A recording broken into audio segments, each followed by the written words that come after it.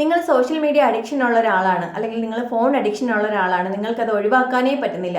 അങ്ങനെയുള്ളവർക്ക് അത് ഒഴിവാക്കാൻ 1-2 കാര്യങ്ങൾ ഞാൻ പറഞ്ഞു തരട്ടെ.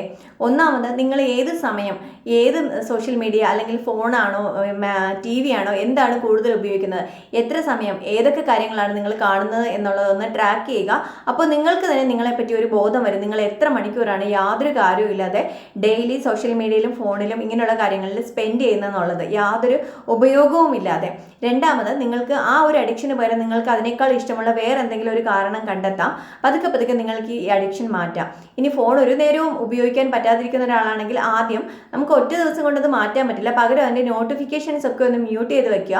പതുക്കെ പതുക്കെ നമുക്ക് ആ ഫോൺ എപ്പോഴും കയ്യിലെടുക്കുന്ന ഒരു ശീലം ഒന്ന് ഒഴിവാക്കാം.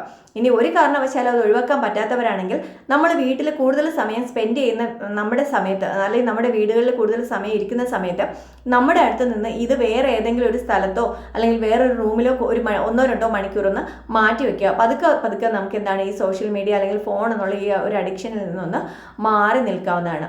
ഇനി കൂടുതൽ ടിപ്സ് ഉണ്ട്, അത് അറിയുന്നതിന് വേണ്ടി താഴെയുള്ള ലിങ്കിൽ ഒന്ന് ക്ലിക്ക് ചെയ്യുക, വീഡിയോ കാണുക.